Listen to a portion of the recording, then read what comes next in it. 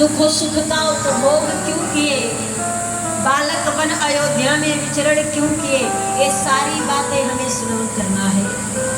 मेरा परमात्मा निराकार बनकर धरती पर क्यों आया, जो परम पिता परमात्मा जिस कारण नहीं वो निराकार धारण कर धरती पर क्यों आया, क्या कारण है, ये पहला प्रश्न। दूसरा, आए तो कैसे आए, इनका अवतार कैसे हुआ, जन्म कैसे हुआ, फिर बाल लीला कैसे किए, विवाह कैसे हुआ, विवाह के बाद राजा बनना था तो वन क्यों चले गए, और वन में किस प्रकार से वनवासी बनकर जीवन निर्वाह किए, फिर अति क्रोध करके रावण का वध किए, वध करने के बाद वापस लौटकर अयोध्या आकर सिंहासन पर बैठ राजा बनकर 11,000 वर्ष की सुंदर राजलीला को किए, और पुनः लौटकर साकेत धाम को वापस आए, और इसके साथ साथ वेद तत्व का भी ज्ञान देते रहिएगा। और नाथ 12 प्रश्न पूछने के बाद भी मैया संतुष्ट नहीं है, उन्हें लगता है कि इतने प्रश्नों के बाद भी कुछ न कुछ छूट रहा है। इसलिए मैया ने कहा, और राम रहस्य अनेका, प्रभु मेरे पास जितनी बुद्धि थी उसके अनुसार मैंने आपसे प्रश्न कर लिया, लेकिन और भी राम जी की सुंदर रहस्यमय लीलाएं हैं जिनके बारे में हम नहीं जानते और हम पूछ नहीं पा रहे हैं, जो अति गूढ़तम है। नाथ आप अति विवेकी विमल हो, विमल विवेकी हो नाथ, मैं पूछ नहीं पा रही क्योंकि अज्ञानी हूँ, परंतु आप ज्ञानी हो, आप मैं जो ना पूछी वो भी सुनाइएगा, छोड़िएगा कुछ भी नहीं, सब सुनना है। बाबा ने कहा, बाबा सुनते रहे मैया की बातों, बाल लीला पूछ रही, जन्म पूछ रही, विवाह पूछ रही, वनवासी पूछ रही, राज लीला को पूछ रही है। इन सब को बड़े गौर से आंख बंद के बाबा सुन रहे, और सुनते सुनते बाबा के आंखों से आंसू गिरने लगा। मैया की नज़र जब बाबा के मुखमंडल पर पड़ा, मैया घबराई कि बाबा रो क्यों रहे हैं। पूर्व जन्म जब मैं सती थी तो बहुत अपराध की थी, आज उन अपराधों का प्रायश्चित प्रभु की कथा को सुनकर करना चाहे, लेकिन मेरे कारण फिर से शिव जी दुखी हुए, नेत्र इनके सजल हो गए, आंखों से आंसू गिरने लगा, कहीं फिर से कोई अपराध तो नहीं हो गया, फिर से कुछ गलत तो नहीं पूछ लिया। इसलिए मैया ने कहा, बाबा यदि मेरे पूछने के कारण आप नाराज हो रहे, मेरे किसी शब्द से आपको आघात हुआ, कष्ट हुआ, रो रहे हो, तो नाथ कथा मत सुनाइए परंतु रोइए मत। बाबा बोले, गौरा जी आपका कोई शब्द हमको ऐसा नहीं लगा जो रोना पड़ जावे, आप जो जो पूछती गई आप शब्दों में पूछ रही थी और मैं नेत्र बंद करके चित्र में दर्शन कर रहा था। आप बाल लीला पूछी तो रघुनंदन दशरथ जी के आंगन में विचरण करते धूल धूसरित होकर बकैयां बकैयां चलते दिखाई दे रहे थे। आप विवाह लीला पूछी तो धनुआ उठाए प्रभु त्रैलोक्य विजेता वन खंडन करते दिखाई दिए हमको, और राज्य लीला पूछी तो भगवान हमारे दिव्य राम दरबार के रूप में माँ भगवती जानकी को बगल में बिठाए मंद मुस्कुराते राजा के रूप में दिखाई दिए, तो कभी धनुष बाण लिए योद्धा के रूप में दिखाई दिए। जैसे जैसे पूछ रही हो वैसे वैसे प्रभु का स्वरूप दिखाई दिया। तो प्रभु के स्वरूप का दर्शन करने से खूब गदगद हो गया मन, आनंद से भर गया, भाव से भर गया, जिसके कारण मैं उस भाव को समाहित ना कर पाया, आंसू का रूप लेकर आंखों से छलक पड़ा। ये प्रभु का प्रेम है, इसे प्रेमाश्रु कहते हैं। ये कष्ट का आंसू नहीं, ये प्रसन्नता का आंसू है। और मैया से कहते हैं कि आप धन्य हैं, आप धन्य हैं, आपके माता पिता धन्य हैं जिन्होंने आपको ऐसी मति दी कि आप प्रभु की कथा में अपना मन लगा रही हैं। एक दक्ष की पुत्री सती थी जो कथा में आकर कथा न सुनी, और एक हिमांचल की पुत्री पार्वती है जो कथा न होते हुए सामने से बैठकर कहती मुझे कथा सुना दीजिए। धन्य है आपके माता पिता, धन्य है आपके संस्कार जो आपको प्राप्त हुए हैं। बाबा ने मैया को कहा है, धन्य धन्य धन्य गिरिराज कुमारी, तुम समान नहीं को प्रकारी। आप धन्य हैं। मैया हाथ जोड़, बाबा कितने अपक्रम किए, कितने सती रूप में कितने अपराध हमने किए। भगवान पर संशय, कथा पर संशय, भगवान की परीक्षा आपका कहना नहीं मानी, न जाने कितने अपराध किए। और आज आप हमें कहते हम धन्य हैं। हम तो सिर्फ अपराधी हैं नाथ, हम धन्य कैसे हो सकते हैं। भगवान शिव जी से कहती है माँ, आप मुझे धन्य क्यों कह रहे हैं, ये धन्यता किस लिए मिल रही है। बाबा ने कहा कि आपके विमल मति के कारण मिल रही है, प्रभु के चरणों में रति के कारण मिल रही है, और कथा श्रवण करने की गति के कारण मिल रही है। और इतना ही नहीं, ये सिर्फ आप अपने लिए करती तो हो सकता था ना मिले, लेकिन ये आप जन कल्याण के लिए कर रही हो। भगवान शिव ने माँ पार्वती जी से कहा कि गौरा जी, अरे पूछे रघुपति कथा प्रसंगा, सकल लोक जगे पावनी गंगा। पूछो रघुपति कथा प्रसंगा, भगवान की कथा प्रसंग को आपने पूछा, लेकिन किसके लिए, अपने लिए नहीं, जगत हित के लिए, जगत कल्याण के लिए। इसलिए क्योंकि देखिए, गंगा स्नान करना है।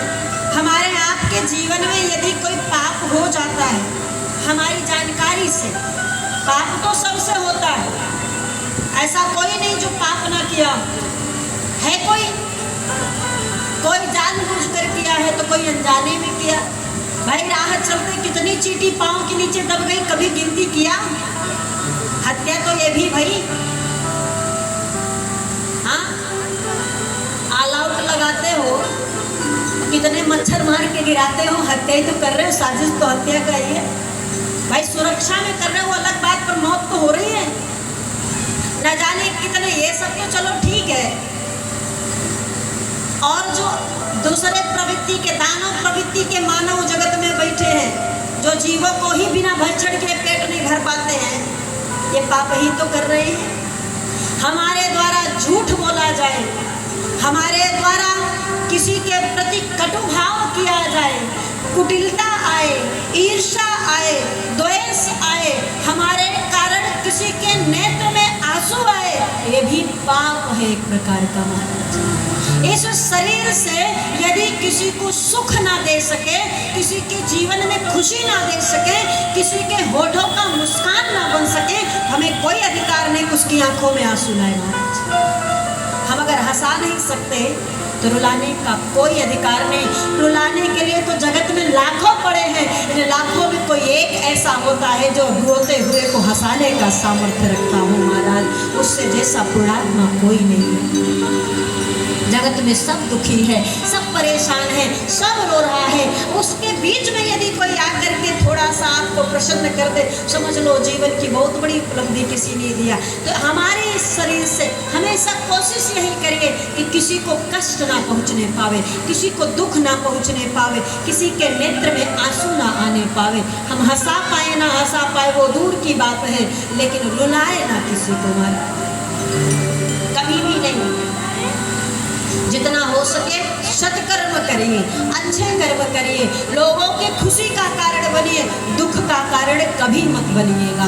किसी का आह कभी मत लीजिएगा, क्योंकि अगर किसी का आह लग गया ना महाराज तो इससे दूर, उससे आपको बाहर कोई निकाल नहीं पाएगा, जीवन बर्बाद हो जाएगा। इसलिए खुश रहें और खुश रखें। जब तब तक किसी को खुशी नहीं दे सकते जब तक आप खुश नहीं रहोगे। जब आप नहीं रोते रहोगे तो किसी को क्या हंसाओगे? क्यों?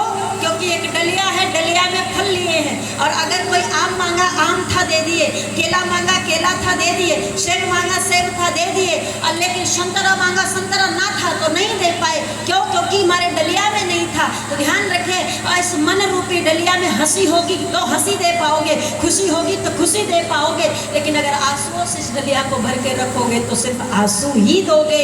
इसलिए अपने मन को पहले प्रसन्न करो, अपने चित्त को पहले प्रसन्न करो।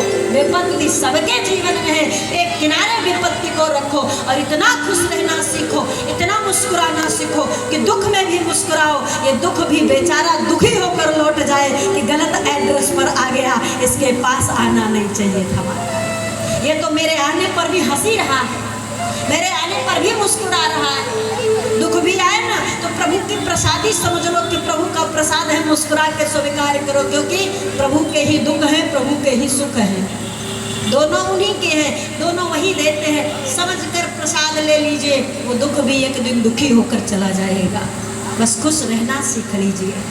खुश रहेंगे तो खुशियाँ बांटेंगे, जहाँ रहेंगे प्रसन्नता बांटेंगे। टेंशन लेके घूमेंगे तो टेंशन बांटेंगे, जो जेब में रहेगा देंगे तो वही। तो इसलिए जेब में हमेशा खुशियाँ लेकर के चलिए कि मुट्ठी खुले तो खुशियाँ आए। लोग कहे अरे भैया आ गए, अरे आ जाओ आ जाओ आ जाओ, देखते ही लोगों की होठों पर मुस्कान आ जाए, पर बहुत बढ़िया आदमी है। और कोई कोई ऐसे हैं कि आए कि नहीं है भैया, चुप हो जाओ आएंगे, मानो आते ही मातम पसर जाए, शकल देखते ही दूसरे की शकल उतर जाए। ऐसे जीवन को जीने से क्या फायदा है? हाँ, मानो ही कि दानो। राक्षसों के आने से लोग डरते हैं, चुप हो जाओ राक्षस आ गए। लेकिन अगर कोई इंसान आवे, भगवान आवे तो प्रसन्न होकर इंतजार लोग करते हैं, भगवान आ गए, भगवान आ रहे, चलो चलो बैठो बैठो। ऐसे व्यवहार अपना जगत में बनाइए, ऐसे अपने स्वभाव को जगत को दीजिए कि आने से ही आपके बाहर आ जाए, आने से ही खुशियाँ आ जाए, आने से ही लोग प्रसन्न हो जाए। आइए भैया आइए बैठिए, आप आए तो बाहर आइए। ऐसा जीवन जिए, क्योंकि कल का भरोसा नहीं है, कब कहाँ कौन मर जाए। आज किसी को गाली दिए कल मर गए तो जीवन भर कर आएगा, भले मर गए, लेकिन किसी को खुश करके मरोगे, खुशी बांट कर मरोगे तो आपके मरने पर दुनिया रोएगी, कितने बढ़िया थे। भगवान को भी वही प्यारे होते, हमेशा प्रसन्नता बांटते रहिए। मैया से कहते हैं कि आपने जगत को वो गंगा दी है जिस गंगा में कोई भी डुबकी लगा सकता है। कैसे? गंगा स्नान करना है जीवन में, यदि आपसे पाप हो जाए तो गंगा नहाने जाते हैं। गंगा नहाने के लिए जाना पड़ता है। जहाँ गंगा जी मिलेंगी वहीं नहाएंगे। हर जगह तो गंगा जी मिलती नहीं, मिलती है। प्रयाग जाना पड़ेगा, हरिद्वार जाना पड़ेगा, ऋषिकेश जाना पड़ेगा। जहाँ जहाँ गंगा प्रवाहित हो रही है, आपके यहाँ से जहाँ नजदीक होंगी आप वहीं स्नान करने जाएंगे। लेकिन वहाँ जाने के लिए आपके पास धन होना चाहिए, बल होना चाहिए, तभी जाएंगे। शरीर में ताकत रहेगी तो चल पाएंगे। रुपया रहेगा तो भाई किराया भाड़ा लगेगा, हर जगह पैसे का खेला। घर से बाहर निकलो तो पानी भी पीना है तो पैसा चाहिए। तो धन और बल नहीं रहा तो आप गंगा नहीं नहा सकते। घर में अगर बहुत बुजुर्ग हो गए हैं, पाँव चलने ना दे तो गंगा नहाने नहीं जा पाएंगे। इसलिए मैया ने ऐसों के लिए विचार किया कि जो जाकर नहा लेते हैं उनके लिए ठीक, और जो नहीं जा पाते, नहीं नहा पाते, उनके लिए हम घर घर में गंगा बहाएंगे, घर घर में गंगा पहुंचाएंगे। जिस गंगा में हर बालक वृद्ध तक स्नान करके अपने जीवन को पवित्र करेगा, पाप मुक्त होगा, उस गंगा का नाम है राम कथा, रामचरितमानस रूपी गंगा, जो मैया ने घर घर में बहाया है। सबके घर में ये गंगा होनी चाहिए, ये गंगा सबके घर में होनी चाहिए। छोटा हो या बड़ा हो, प्रातःकाल उठकर एक ही चौपाई पढ़ लीजिए, समझिए गंगा नहा रहे हैं। क्योंकि हम नहीं कहते, बाबा भूत भावन भोलेनाथ जी कहते हैं मैया पार्वती जी को कि ये गंगा है। जितना पतित पावनी भागीरथी रूपी गंगा करती हैं, उतने ही पावन पतित पावन ये राम कथा रूपी गंगा भी करता है।